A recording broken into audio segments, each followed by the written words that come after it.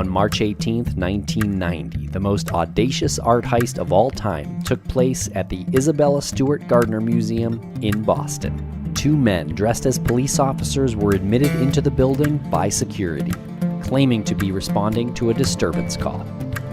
In 81 minutes, 13 pieces of art were stolen. Among the portraits, stripped from their frames, were works by Vermeer, Degas, and Rembrandt.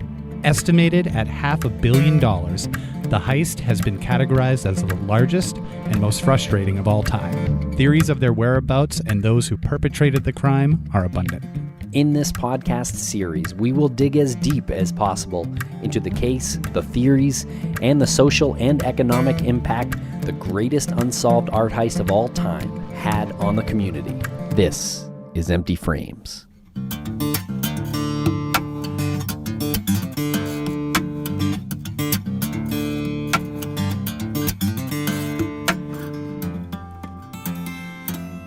Welcome back to Empty Frames. I'm Tim here today with Lance. Lance, how are you today? I am doing great, Tim. I hope everyone out there is doing great, but most importantly, how are you?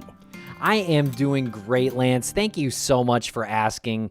We are just before the dawn here of the 32-year anniversary of the Gardner heist, obviously from the Isabella Stewart Gardner Museum in Boston, Massachusetts.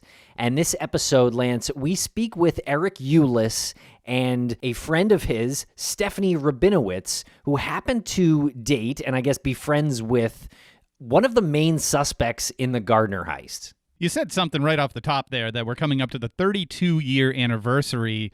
Think about 32 years ago. What was it like? Because I wasn't in the Boston area, and I know you were. Do you remember that 32 years ago? I do have a flash of a memory of seeing the Boston Herald or being told of this loss that morning, or maybe it was the morning after. I'm not sure if the Herald was printed with that news that very morning, but it was probably the next day. But yeah, it was significant. I remember talking about it and probably definitely not really understanding the cultural relevance, but that some significant crime had occurred. And we have the really unique opportunity to get a glimpse into that past through our guest, Stephanie Rabinowitz. Like you said, she was the girlfriend of Brian McDevitt, who we've really never talked too much about when we've been covering the heist. We did season 1, and he just kind of came up peripherally. We really didn't look into him too much, and she gives some really fascinating information, and she has some really fascinating future information to come. So there will be another follow-up that will be probably even more riveting than this one. And we will have another follow-up that will likely be even more insightful than this one. Yeah, I would think so. And I do want to give a shout out to the Last Scene podcast. They did an episode about Brian McDevitt, and I think it was called The Flim Flammer, and it was really interesting. And there was a phone call that was played on there, which was really, I guess, the last recording that anyone has of McDevitt, which is kind of insane that it ended up on a podcast. But right. I think that goes to show, like, what the people around Brian McDevitt thought of him. Like, that person obviously had the instinct to start recording during that call, early in that call. So I think that says a lot. Good point. And if anybody is on the fence about going to CrimeCon, Tim, we really want to see these people there, as many people as possible. Go to crimecon.com and use code crawlspace for 10% off your standard badge. If you are on the fence, this should push you right over. You should fall on the other side. Don't hurt yourself. That's right. Yeah, use code CrawlSpace for 10% off. CrawlSpace is obviously one of our other podcasts, but we'll talk Gardner with you if we see you there. Just come up to us and say hi. I'll talk gardening if we see you there. I just want to see you there. Well, thanks a lot for listening, everybody. I hope you enjoy this episode. Check out Eric's site at ericulis.com, and I hope you enjoy this episode as much as we enjoyed recording it.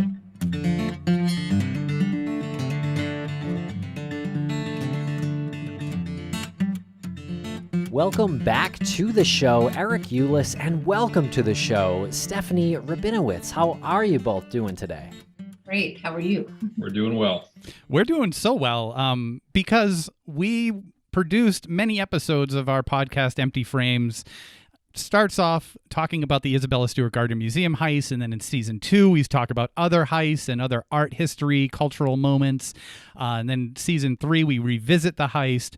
We were fortunate enough to connect with Eric, and what a small world that we're connecting with you, Stephanie, now. He was like, yeah, we talk all the time. We're basically neighbors.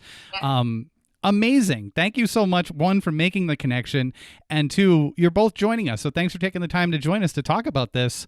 I've been looking forward to this conversation for a week now. This is great. This will be a lot of fun, actually. And I think you're going to get an idea of why Stephanie is so important to this case, especially as it pertains to Brian McDevitt.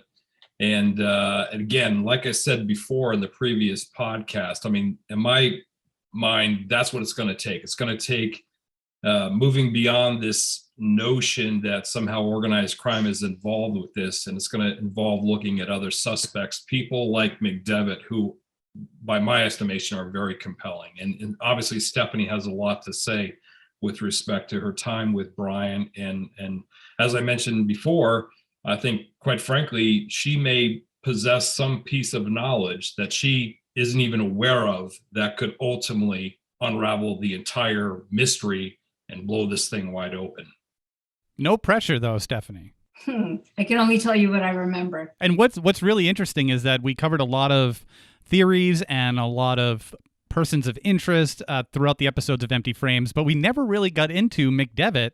And I guess that's just fate dealt us that card, because who better to talk about this subject than you, Stephanie? Can you give our listeners a bit of background on who you are and why you are probably the best person to speak about him? Well, I actually lived in Boston. I went to college in Emerson College in Boston, and that's how I met him, through one of my film teachers. He invited me to go play it again, Sam's. It was a comedy club or something. So he invited me to go that evening, and that's the night I met Brian. He introduced me to Brian as one of his former students. So that was the night I met Brian, and then we dated and pretty much hung out till the last time I saw him, 92. And I met him in 89. Yeah. So you knew him for a few years, and I guess how well did you know him? Like what kind of guy was he? Well, he was fun. He was funny. I thought I knew him pretty well, but apparently I didn't. And we went out all the time, dinners, movies, shows. I hung out with him in his apartment a lot. He took me to Jamaica, and I met some of his friends that later on I found out were con men. Didn't know at the time. Some of his friends that were con men. Well, apparently maybe he was too. Right. He's been described in articles as a flim-flam artist. He was very smart and outspoken, and he acted like he was, or I thought he was, very smart, had a lot to say, knew a lot about the art world, museums, never told me much about his family or his background, other than he was from upstate New York, but I didn't know anything about his past. Well, I'm going to deviate a little bit, but that's how some of our conversations go. The more we do this work in this true crime industry, the more I, for lack of a better word, have respect for people who are con artists. I mean, I just watched a couple of documentaries that blew me away, because the amount of work that goes into pulling off a con requires you to learn about things like, fine art, learn about all of that, learn about filmmaking, learn about the type of society that you're trying to infiltrate. It's so much work that goes into it, but ultimately the result is strictly for a selfish purpose. But I can get it. Like, we all do things that we do because we get an adrenaline rush from it. And I can't imagine a bigger adrenaline rush than conning very rich people into doing things for you and you walk away. That's got to be, I'm talking myself into it right now, so I have to stop. But the more I read about Brian, the more, I guess, weird respect I have for him. There was one incident, actually, it's kind of funny. My father had a house. We used to manufacture lingerie, and we were Oprah's favorite bra. So we had a big house in Connecticut on 105 acres, a really nice house. And it was my father's 50th birthday. So we had everyone from the office come in and throw him a party, and Brian was invited. So Brian came to the house, and my father had a lot of paintings and expensive things around the house, as well as the actual chairs from King Louis XIV with the tapestry and everything sitting, and back then I didn't think anything of it, but Brian walked around the house and scoped out some stuff, but it wasn't till, and my father liked him, by the way, but it wasn't till later that when I learned all this stuff that came out, that I thought, oh my gosh, he was at my house. Like, I don't know what he was thinking. Right, with all that stuff around, and could have been casing it, could have been working out some sort of plan in his head, hatching a scheme. Probably was at least casing it in some way, naturally, if nothing else. That may have served as somewhat of an inspiration for the heist, because if I'm not mistaken, this party occurred a couple of, like in February, wasn't it? January is my father's birthday. Okay, so it was in January, which one of the things that Stephanie hasn't said here is that part of what makes her so valuable as a witness to at least Brian is the fact that she kept a daily journal, a daily diary, very detailed, day in and day out, and it covers the time frame, many months, indeed years leading up to the event, which took place March 18, 1990, including the day itself, and then beyond that as well.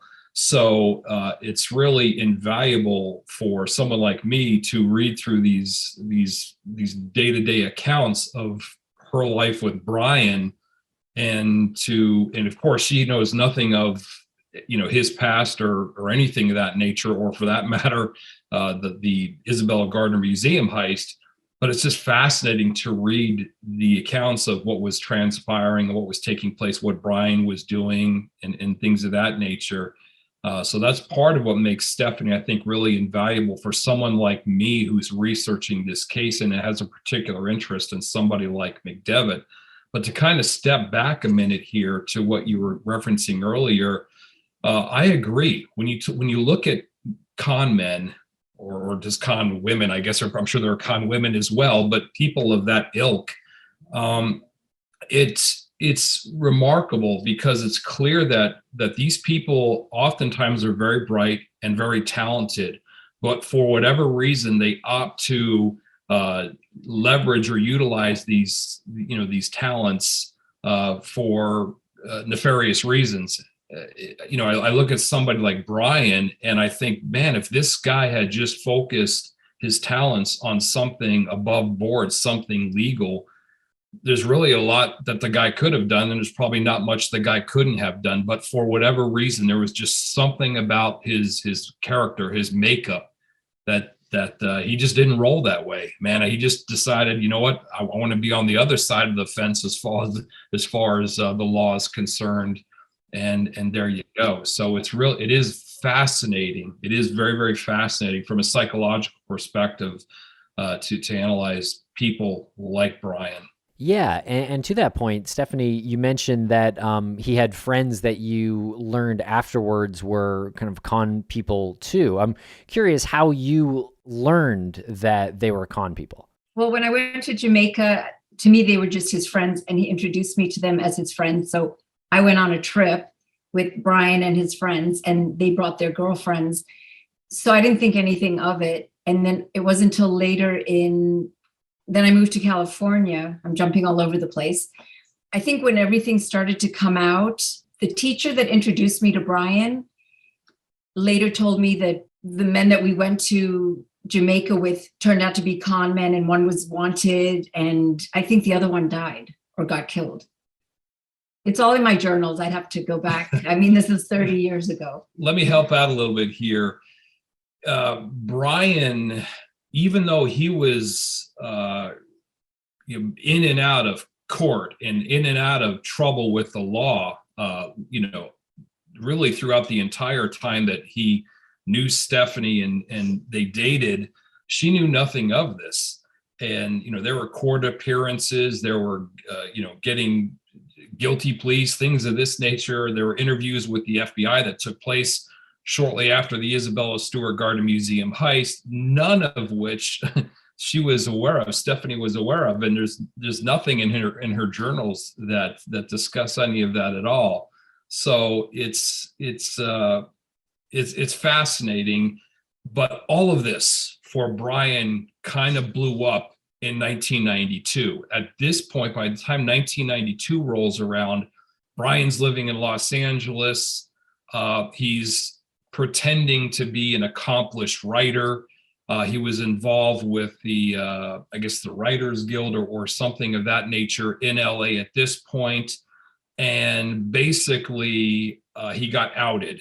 And there's a big, long story, which I won't get into how that happened. But what ended up happening was the Los Angeles Times, the New York Times, and the Boston Globe, all in 1992, did articles about Brian and the fact that he was a suspect in the Isabella Gardner Museum heist.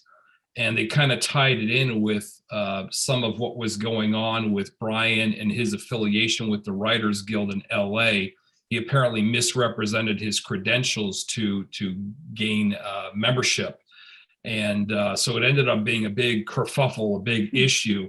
Ultimately, that led to, in 1993, 60 Minutes actually doing a piece on Brian as well. So my understanding, and Stephanie, you can verify this, my understanding is that you weren't even aware of really kind of anything related to Brian's past until all that shit hit the fan in 1992. And at that point, Brian was outed like in a very big way, kind of globally, nationwide. And that kind of set up in place a whole another series of events and things in Brian's life. But is that about right? Was it 92? Yeah, there was. There was a time in Copley Square we were hanging out, and he told me something that I wrote in my journal. You'll come across that date, where I was so shocked to hear it, and I didn't really fully write it down. But I'm wondering if that's when he told me about the first robbery he did. Okay, good segue, because we jumped right into it, and perhaps some listeners are like, wait, how's Brian McDevitt connected here? Can you take us back a little bit more to why his name is even associated with the heist and the similarities between the one that he was arrested for? Was it the Hyde Museum? Yeah, well, Eric might know more about it than I do, because I didn't know anything about it. And then when Brian told me something that shocked me, I'm thinking it was about that. And he was Mr. Vander or something. Yeah. Oh, the Vanderbilt. Yeah. Okay. I'm a Vanderbilt too. Tim's a Vanderbilt. You just be a Vanderbilt. Yeah. No, I'm actually probably the person best suited to kind of give a little bit of background as far as Brian is concerned in this part. Yeah, he in 1980 he conjured up this idea of ripping off a bunch of art from the Hyde Museum in upstate New York. And ultimately, he crafted a pretty elaborate plan that involved, duct tape and ether. He ended up, basically, he found somebody to do this with him. And essentially, they studied the layout of the museum and, became familiar, or at least Brian became familiar with the artwork in the museum, kind of put together, I guess, basically a shopping list, if you will. But as far as that goes, he inquired about, the alarm system and things of that nature. Was there any kind of panic buttons or anything of that nature in the museum? This is the Hyde we're talking about, again, in 1980, and Brian is 20 years old at the time. Ultimately, the plan that is hatched is his partner and he essentially have a FedEx driver, drop by a particular location to pick up a package. When the FedEx driver shows up, a 26-year-old woman, they basically kidnap her, and Brian talks, blindfolds her and everything else. offers to give her some, that basically what Brian tells her is, listen, if you cooperate and don't make a big stink about it or whatever, you'll receive money basically down the road. Also said that he didn't want to hurt her or anything of this nature, try to sort of, assuage any kind of concerns that she had about her particular health and safety and all that kind of stuff. But the plan was to, knock her out with ether. So they did. They actually had ether and knocked her out, and she was laying in the back of the FedEx truck. Then my understanding is they were to don a FedEx uniform and show up at the museum right before it closed, pretending to be essentially, FedEx drivers. The problem was that they got held up in traffic. As ridiculous as that sounds, they got held up and delayed in traffic there in the Glens Falls area, which is where the museum is. And by the time they got to the museum had closed. And so, to make a long story short, they ended up getting busted. And part of what makes Brian fascinating is that the MO that he the MO that he used, the plans that he crafted as far as the Hyde Museum robbery was concerned, were very similar ultimately to what happened 10 years later with the Isabella Gardner Museum. So naturally, when the Gardner Museum was ripped off 10 years later in 1990, McDevitt immediately hit law enforcement's screen. They said, we got to check into this guy.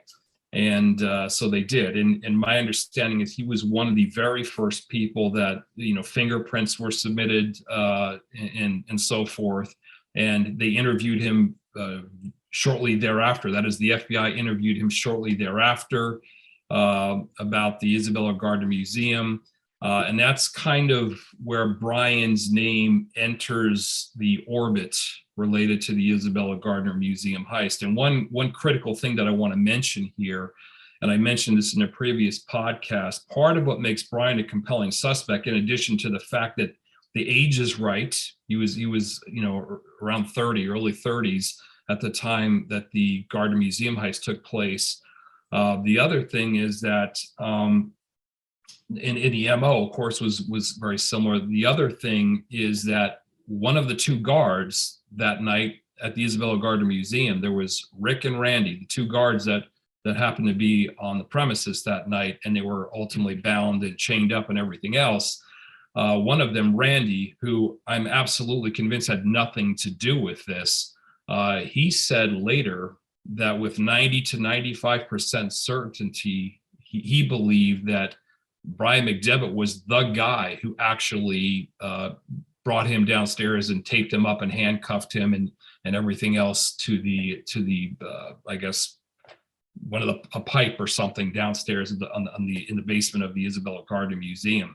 So there are a lot of things like that are very compelling, and I think keep Brian in the mix as far as that goes.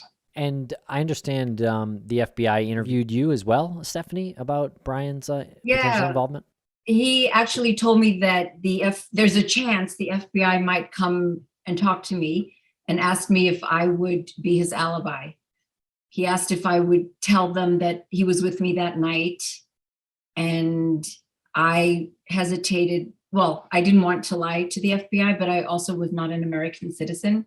So I was young, so I thought, oh my gosh, if I lie and they catch me, they're deporting me. And I didn't want to leave, so I couldn't do it. And he asked me a few times to do that. And when I told him I couldn't do it for my reasons, he was mad. He was angry.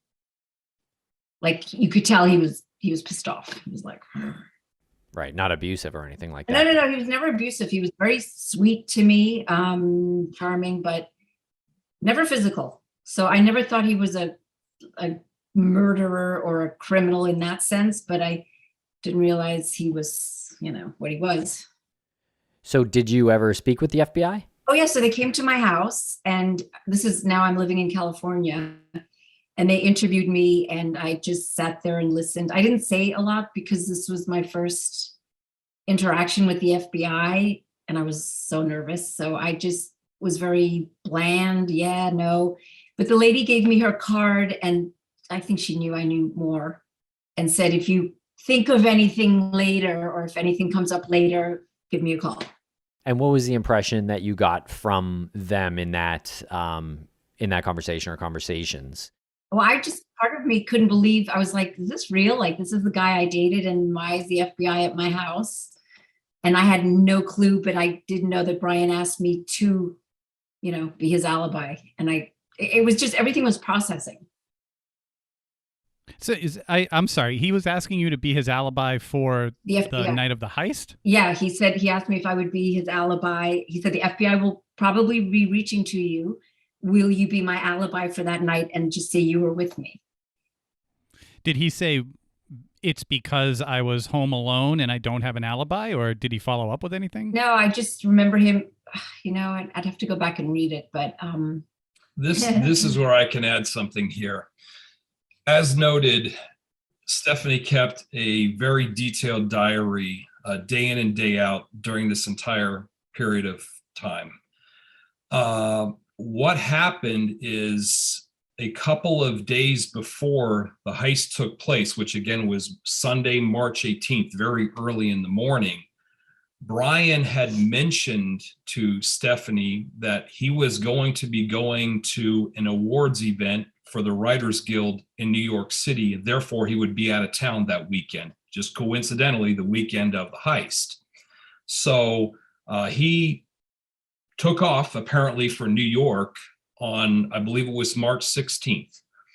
And then Stephanie did not speak with him at all during the 17th or the 18th, which again, 18th is when it took place, until the night of the 18th. So Brian called up Stephanie the evening of the 18th. Again, this would have been at this point, 12 or so, maybe even more hours after the heist had taken place. And this is the first time Stephanie had talked with him in a couple of days. And then she ended up, and he apparently had just come back from New York for this Writers Guild awards thing or what have you. And then she actually saw him for the first time on Tuesday the 20th, she finally saw him again. So what I'm getting at is, between March 16th and March 20th, Stephanie didn't see Brian at all. And there was that of course, a couple of day period where there was no communication at all, which just happens to overlap the time of the heist. Why this is important is because it was a bullshit story. There was no Writers Guild event in New York City over that weekend. In fact, the Writers Guild event that year, I believe, took place in April, took place a month later.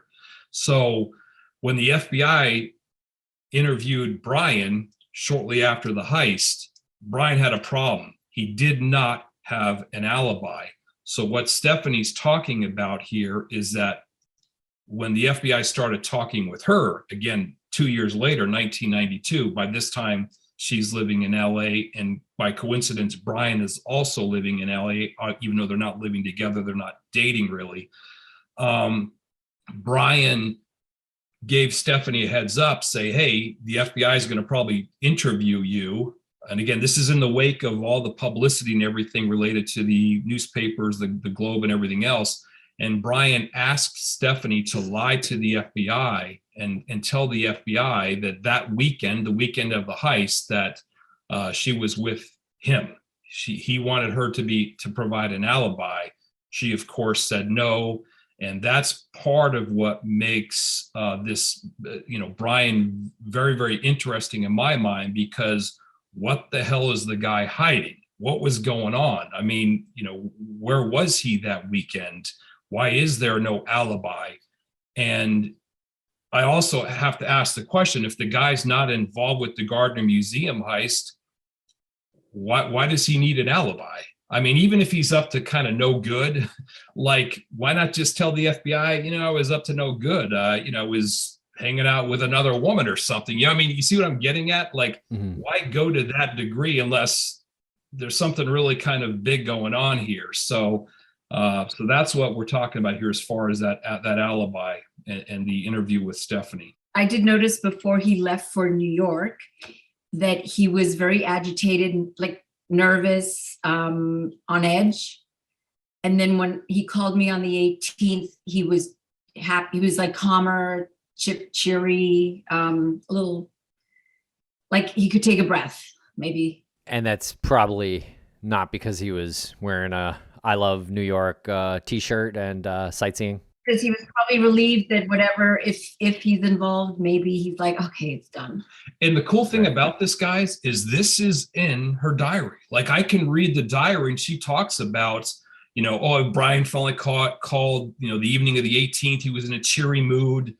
Like, you can read, these contemporaneous descriptions of Brian, with, of course, Stephanie having no idea of, what was going on and what ultimately transpired. So that's what makes this so invaluable, is that her perspective is contemporaneous, and it's not colored at all by, the realization that years later he's a suspect in the case and everything. So again, there's some very, very fascinating insights into what was taking place in Brian's life during that period of time. I just have a couple of comments, maybe a question in here. I think it's so weird that he would say that he's going to this Writers Guild party, this award ceremony, when that could so easily be proven false just by, the FBI can simply make a phone call and find out that this party didn't exist and that it was actually taking place a month later. So that's interesting to me that that's the excuse he used. It sounds kind of sloppy. And I'm curious, Stephanie, what did you tell the FBI when they asked? Did they ask you about the alibi? Did you say you don't know? He said he went to New York? They didn't ask me if I was his alibi or if I was with him. They didn't ask. That didn't come up. They just wanted. It didn't even come up. No, and they wanted to know what my involvement was with Brian and to describe him as a person. Just find out. I guess they wanted to know about his background or anything I knew about him, and I could only tell them what I knew, which was not much at the time. Yeah. Did you end up relaying any of that information to him later to say, they didn't even ask me about the alibi, so I didn't even have to say anything? Was there any conversation? You tell Brian, you mean? Yeah. I might have, because he did ask me. I told him, I said, oh my God, the FBI, reached out and came to my house. And he asked what I said, and I probably summed it up a little for him. But the alibi didn't come up. And he never told you what he was actually doing at that time? No, he was at the Writers Guild. And I'm just curious, like, where your mind went when you realized what you were being questioned about. Because I know when it first happened, it was obviously big news in Boston, but it pretty quickly became something where it was like, these paintings are worth X amount. Now they're 100 million. Now they're 200 million. Now they're 300 million. What was going on in your mind? Did you immediately get the gravity of the situation, or was that more of a gradual absorption of it? I think it was gradual, because I was in disbelief and no, this cannot be true. Or, he's my boyfriend. I don't believe it. So I don't know. It's crazy to me. I mean, again, I'm going back to that flim flam artist and that weird sort of respect to have. Like, part of me would be like, wow, you pulled that off? I think that, like, a con person is only conning, like, the person, their mark, they're not actually becoming the expert, I think, so I think it's only, sloppy is their game, I guess, is what I'm saying. So I think that all that actually fits. Right. Gotcha. I think maybe part of me didn't believe this was going on because he was so genuine and honest with me, so he seemed. Yeah, and I'm sure there was some honesty in there, because that's how professional liars are. You weave in some of the truth, so that's that much harder to prove what the lies are. Have you thought about how Brian would have gotten rid of the art or sold it or anything like that?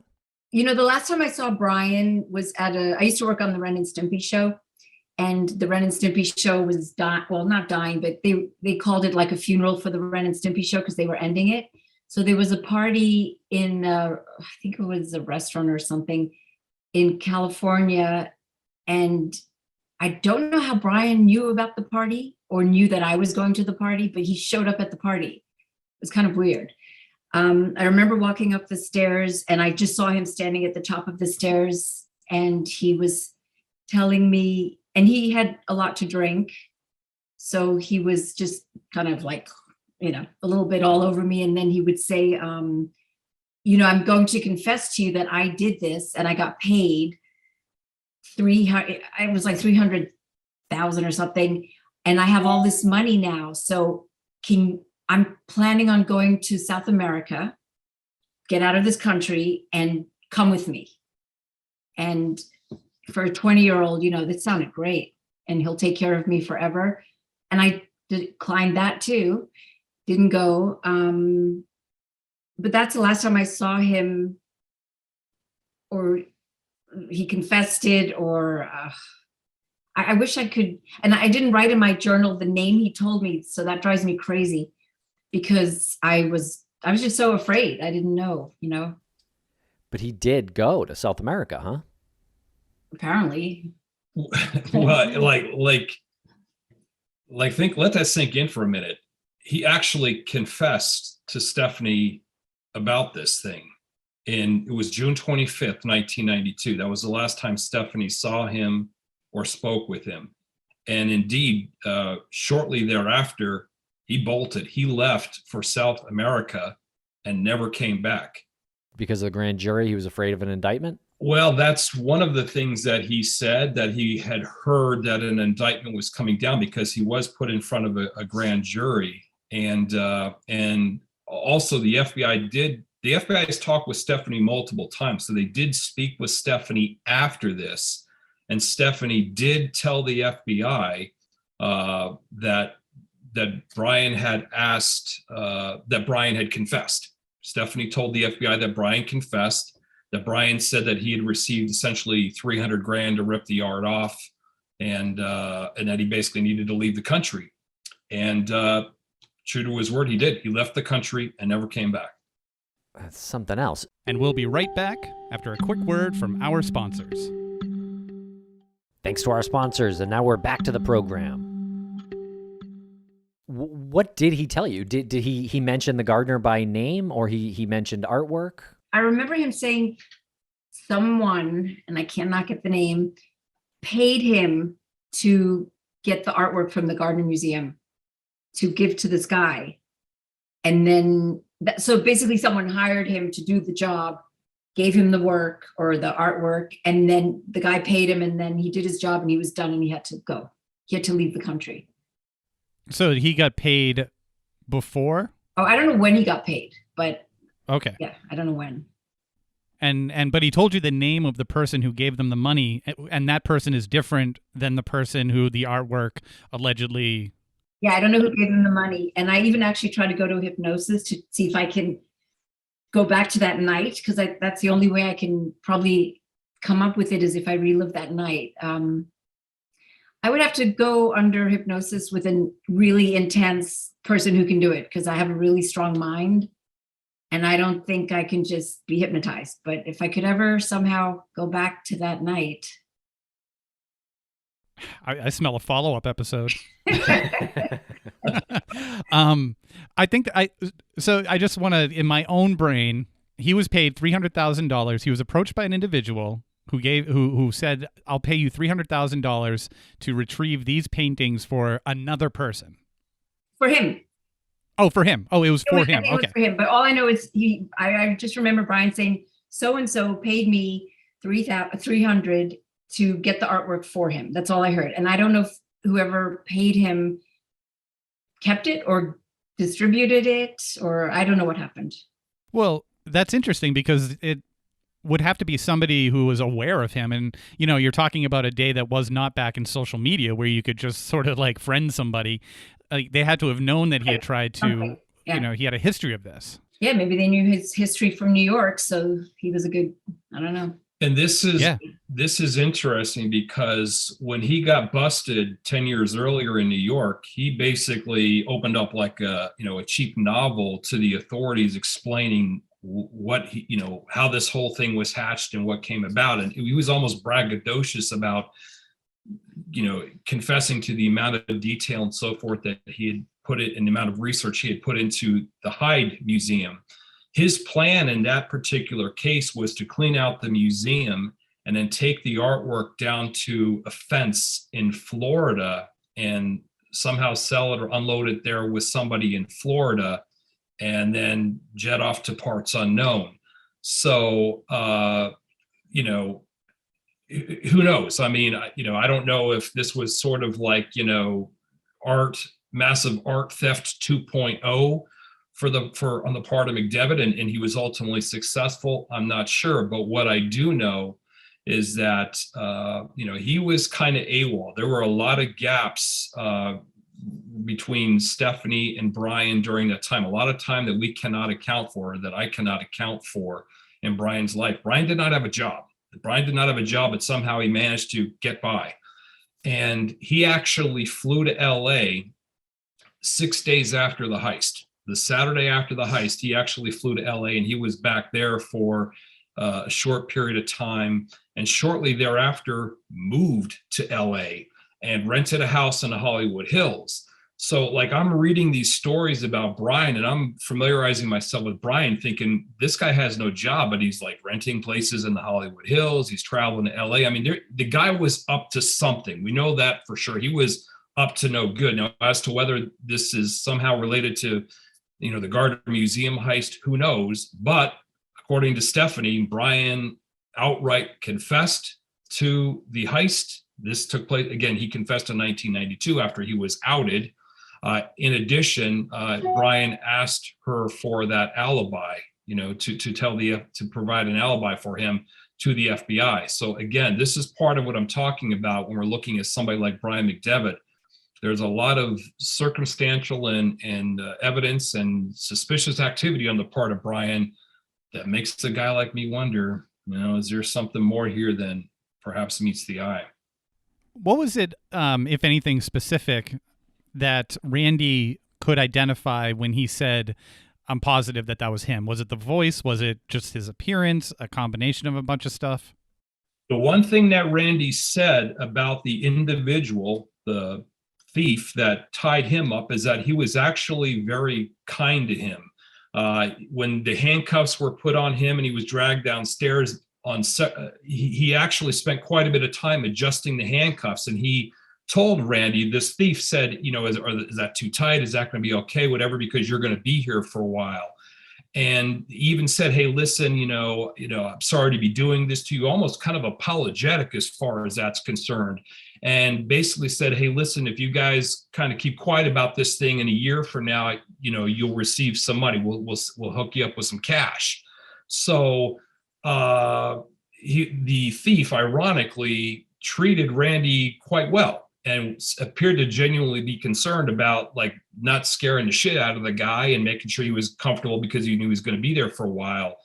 This is very similar to how Brian dealt with that FedEx woman 10 years earlier. Very, very similar in terms of the language that was used and the concern that he had for this person, letting, you know, her know that she wasn't in harm's way or anything of that nature. Kind of sorry to be doing this to you. So that's it. But I can't really speak to what Randy, in terms of a voice or what have you, but what Randy said is that when he was looking at pictures of suspects, because they obviously started throwing pictures in front of him, and I would imagine this was immediately right off the top, Randy said that he recognized the picture of McDevitt as 90 to 95% certain that was the guy that was involved with the heist that actually tied him up, brought him downstairs. So make of it what you will. I mean, again, perhaps Randy is wrong. I don't know. One other thing is that the guys were wearing fake mustaches. McDevitt, in the Hyde Museum heist, the two guys were to wear fake mustaches. So there's a lot of similarities and things like that kind of make you wonder. But getting back to Randy here, yeah, Randy says he's 90 to 95% sure that McDevitt was the guy based upon the pictures and stuff that he saw of McDevitt, along with other suspects shortly after the heist took place. And what do you think, Stephanie? Do you think those composite sketches or one of those composite sketches minus the mustache could look like Brian? I think the guy that has more of a square jaw, shorter face, I could see Brian in that. Right. And you obviously you think he's one of the most likely thieves. I think so. And I mean, he confessed it to me. I don't know if he did it to show off or why he did it, or why would he say that to me? Have you ever been to the Gardner Museum? Yes.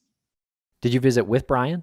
No, I never knew about it till after I went to visit. Anthony Amore gave me a tour of the museum. Oh, cool. He gave us one too. Oh, yeah, he loves us. Whoa.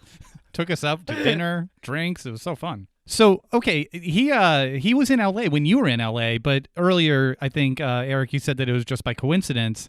And then when he was at the party that you were at, when he moved to LA, he wanted me to move with him. He wanted me to go to California with him and live with him. And I ended the relationship before. And then when he found out I was going to California, he just kept in touch with me. I went to visit him at his house, which had it's one with the stilts, with a nice view. So I've been to his house and he just kept in touch with me. And then I also worked as a groomer. So between that and Ren and Stimpy, he would show up at my work and take me out for lunch a few times. And that's when he asked me about the Alibi. That was the first time he brought up the Alibi. And then he brought up, he had a phone call with someone, and I don't know if she was the producer to his writing, but he asked me something. I'd have to go back and read it. Or if you go back and read it and remember it, he asked me to be or say something to this woman. Maybe it was another confession, or I was with him or something. Interesting. And I said I wouldn't do it either, and he was mad. What were the circumstances of the breakup? Well, I just was done. Well, it must be exhausting to be with somebody like him. Yeah, he seems like a friend who wants a lot in return. Unclear what he's giving as a friend.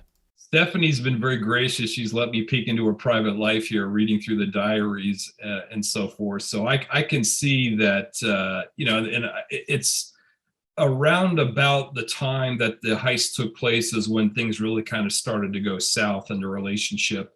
And if I may speak on your behalf here, it appears to me, my impression is that a lot of what contributed to it was Brian was just gone. The guy was just AWOL. There would be 2-3 days where they didn't even speak by phone, let alone actually see each other. And I could just tell from Stephanie's writing that got kind of old. I think I was getting fed up with everything. Yeah. Now, when you lived in Boston, I think I heard that you lived in Allston. Is that accurate? I lived in Allston when I met him, yeah. Okay. Did you happen to know any of the other or any of the security guards, like Rick or Randy? I only met Brian's friends that I went to Jamaica with, and we went to a couple shows. We went to see, what was that movie? Gone with the Wind, I believe it was. It was a premiere he used to go to a lot of premieres because as a writer, you get to do these things. And we went to see the movie, and it's in my journal. I'll have to come across it, but he caused like a scene in the theater, and he put his jacket on the person's chair in front of him, and the person and him got into an argument because obviously when you're sitting down, you don't want someone else's jacket on your chair. And he got up and left to go complain or do something. You'll have to find that page. But he made a scene at the movie, and I was just like, oh my God. And did he tell you what he did for work other than being a writer? Because did he actually like sell screenplays? Was he actually a writer? He was just the writer for the Wonder Years and working on it, and that's all he worked on. But he wasn't. He was just a writer. And he used to have stacks on his desk, like really thick stacks of scripts that he wrote or was writing because he was the writer. And I didn't question him. The important thing here is that it's total bullshit. The guy wasn't a writer for anybody. Like he fancied himself being a writer, but he didn't work, didn't write anything for the Atlantic, didn't write anything for the New Yorker. He wasn't writing for any shows. This was the story that he told Stephanie and others, but that it just wasn't the case. So it begs the question, well, what the hell is this guy doing? Where is he coming up with his money? So it's obvious that the guy was involved with some sort of nefarious activity. And I think that the court records prove as much, because again, even leading up to the early part of 1990, leading right into where the heist took place, he had recently been busted a couple of times for stealing items. He was actually convicted in one case, and in another case, he pled guilty. This is all leading up to the Gardner Museum heist. And of course, there's nothing in Stephanie's journals about any of this stuff. So, you know, a lot of the gaps that took place, like the days that they wouldn't see each other or talk or whatever, make a lot of sense, because that was one of the things I wondered from the get-go, was all this activity was, you know, he was involved in all this kind of crap, and he had problems with the law and everything this entire time. How did he manage to sort of navigate all of that and deal with all this stuff without her knowing? But reading through the journals and so forth, it's obvious that there was plenty of time there for him to kind of be dealing with all of this stuff. But to kind of flip back as well, talking about Alston, yeah, I mean, that's where Abbott lived. Abbott lived in Alston. So that was one of the things that I remember asking Stephanie is, you know, did you guys go out and like listen to music? Did you go ever, you know, I mean, is there any possibility that perhaps Brian actually came across Rick Abbott? Because they're in the same neighborhood. They're in the Alston neighborhood. And, you know, to the best of Stephanie's recollection, that didn't happen, that she doesn't distinctly remember anything of that nature, but it definitely is intriguing. It's, you know, it is intriguing to consider the possibility that there was some sort of a connection or what have you between Abbott and McDevitt related to that Alston area. Brian didn't have a car. Brian didn't have a car in Boston, but he did rent a car before he was leaving for California. And I was riding around with him, and he drove, I don't remember the street, but he drove and parked and said, just wait here, I'll be right back. So I waited in the car, and he went to a garage I don't remember if he brought a towel or something, but he went into the garage, and then I waited in the car, and then I saw him coming out holding something really big, covered. And then he opened up the trunk, put it in, and then it was big enough. You know, when you put something heavy in a trunk, it kind of goes down a little. So he put something in there, came back in the car, and I said, what was that? And he said, oh, I've had my eye on this moped seat for a while, and I wanted to get that seat so I could have a new seat. So when I went to California, I would have a seat for my moped or something. But like, he already had his eye on this moped seat. So he went into a public parking garage and stole the seat off of a moped? Yeah, he had his eyes on it, and he went to go get, that was like one of the last things he had to do before he left for California. Do you remember what type of car he rented? Oh, no. That's the first thing I thought about is what? Yeah. It was a small car. Wow. Tell me it was a Dodge Daytona. I don't know what it was. If someone could find the records of what he rented, that would be good. And I don't even know if he rented it under his name. Do you remember, this probably doesn't mean anything, but just curious, you said that you stopped, he picked you up, you're in Boston, you stopped. Do you remember like any idea like what the neighborhood was? Was it closer to like Fenway Park, or was it closer to like? I remember the road that we stopped on was busy. Like, I'm a very visual person because I do paintings myself, and I actually made Brian a painting, a black and white painting, because he was so into the Three Stooges. So I made a painting of me and him sitting there with the Three Stooges behind us. That was his birthday present, I think. That's awesome. So I'm a visual person. If I could see that garage again, I would. And I could say, oh yeah, that was it. Done. I'll go on Google Earth and take screenshots of every parking garage. Was it a covered one, or was it an open garage? No, it was covered. He went in. It was okay. Yeah.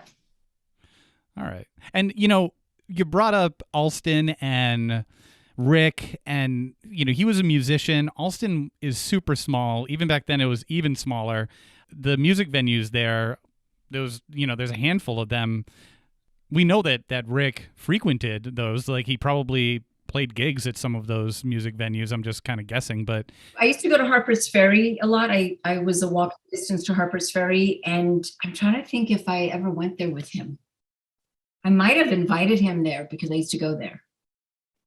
I'll have to see if I can ask some friends if they remember if we ever went there with him. It's interesting. I would love to, if you want to, do another episode where you have your notebooks, your journals. They're sitting right over there, actually. But yeah.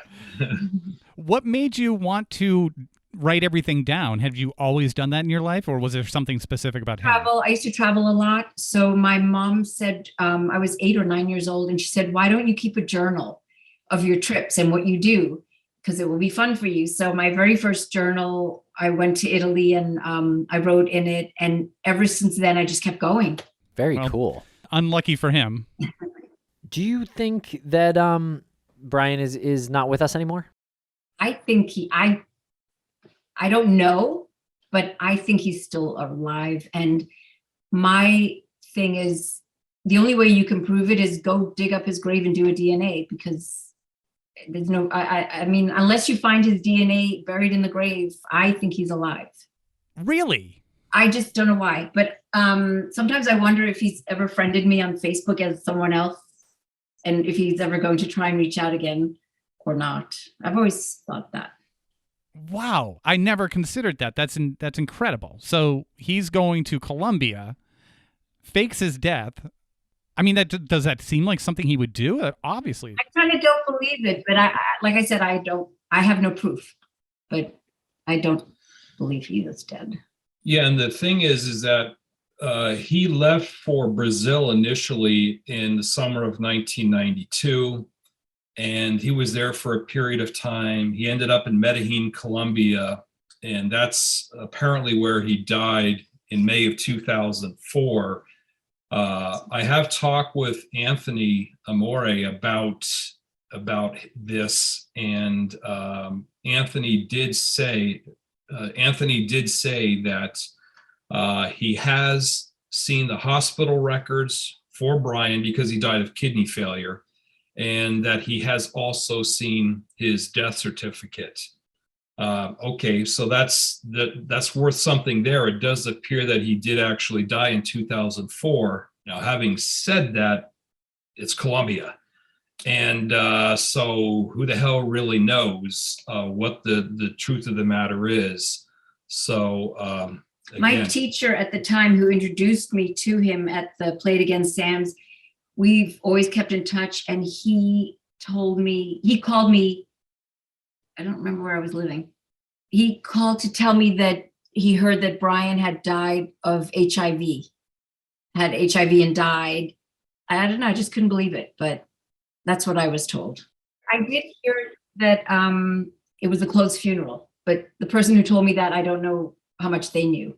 And they're not around anymore today either. Well, the other thing is that if he is dead, it could explain in part why we haven't seen any of the artwork, any of those 13 pieces. Now, I know Brian said that he sold it for $300,000 or whatever the case may have, or he was kind of commissioned for $300,000.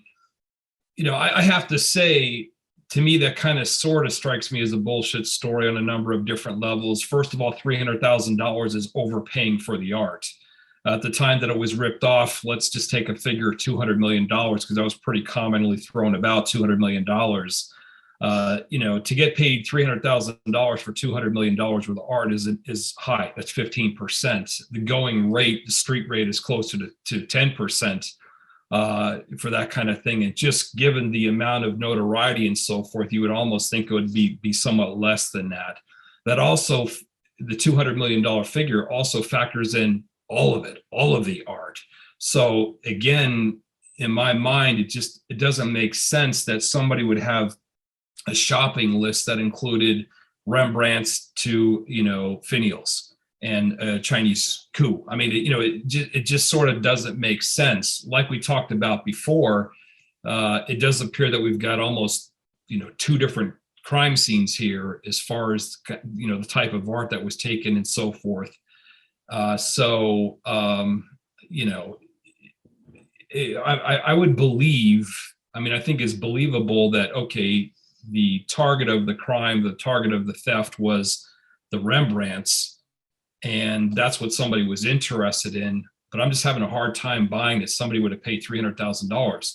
So again, I hear that story, and I think, well, I can almost immediately kind of just say, well, there's at least some level of bullshit in that story. But kind of my impression of Brian is he's the kind of guy that maybe he got paid $100,000, but he's trying to impress Stephanie that he's loaded and that, trying to convince her to move to South America with him.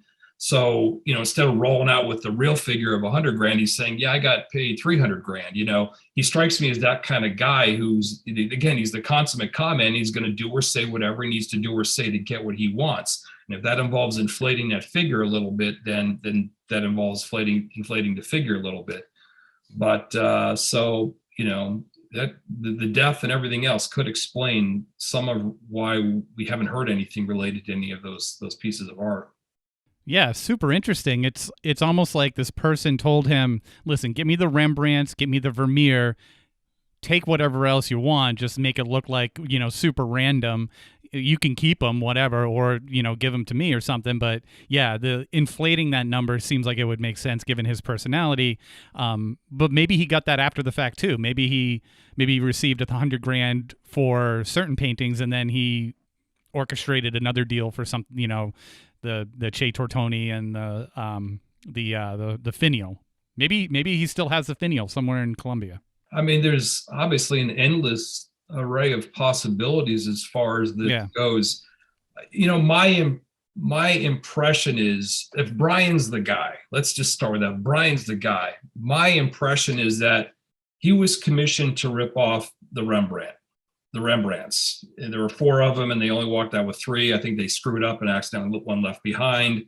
Maybe the flank, as well as the that one used to be attributed to Rembrandt, was later not attributed to Rembrandt, the one with the obelisk. So maybe somebody thought that was a Rembrandt. The Vermeer obviously is very valuable, so who knows? Did they think that the Vermeer was a Rembrandt, or did they realize it was a Vermeer and was very valuable in and of itself? I don't know. But the point is I could see that the Dutch room art minus the coup really being, the target of someone's, commission. The other stuff, I could kind of see them just sort of grabbing, like, what the hell, let's just grab this cool stuff, the Degas stuff and the, the finial and all that other kind of stuff. And if the deal was, and Brian basically said this, hey, I got paid, but I got paid, but I'm, I got to kind of leave the country. I could kind of foresee a situation whereby the person who commissioned Brian, if Brian was the guy, kind of saying, listen, you were paid to rip off these things. You kind of went overboard, took a bunch of other shit at the same time. Plus you're still in the United States with, the LA Times, the Boston Globe, and the New York Times writing about you. Like, I could see why all of a sudden he feels the pressure to get the hell out of Dodge and go to South America and hide. So who knows? Is that, does that explain why he ended up down there and never coming back? I don't know, but it is a little bit odd why this guy would appear to run, especially if he's innocent. If he didn't actually commit the Gardner Museum heist, what the hell is he running from? What is this all about? Yeah, I started off this conversation like sort of on the other side of the fence, thinking probably not involved, but then there's a lot of circumstantial stuff that makes sense, that kind of falls into place. And we should say in all fairness here that according to Anthony Amore and the FBI, I guess, they do not believe that McDevitt was involved with the crime. Now, Anthony has said that explicitly. I haven't heard the FBI say anything explicitly, but at least as far as Anthony is concerned, he does not believe that McDevitt was involved in any way, shape, or form. He just thinks he was just sort of a con man trying to impress Stephanie. Perhaps he's right. I don't know. But like I said in the previous podcast, the one thing I can say with certainty is that I have been unable to eliminate him as a suspect. For sure. Yeah. And I know I said in the beginning or throughout this that like there's a weird respect that you'd have for people like that. I don't want to say that and say like I'm diminishing the damage that they do to other people. That just to be clear on that, while it appears on the surface to be victimless crimes, they do destroy people's lives. And I see Stephanie sitting there, and you look like you're a well-adjusted adult, and you look like you've been successful in anything you've done. So.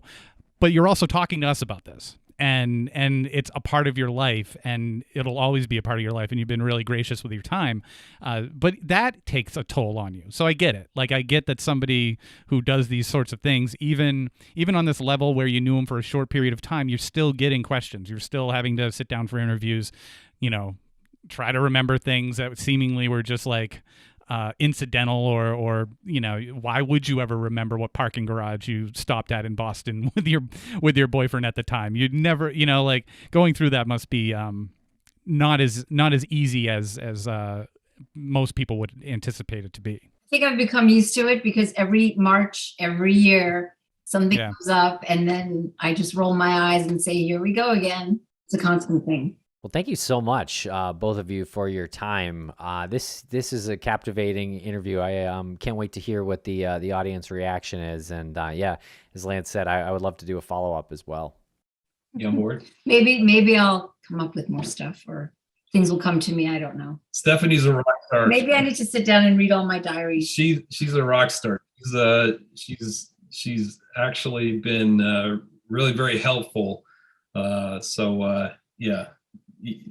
Don't let her convince you that she hasn't contributed much, because she's actually contributed an awful lot to this investigation, not only for me personally, but obviously I know she's talked with Anthony, and she's obviously interviewed with the FBI multiple times. So I think she brings a lot to the table as far as this case is concerned. And I still think that there's a very real possibility that there's something that she knows somewhere in this brain. There's got to be something that is kind of like that may hold the key to solving this thing once and for all.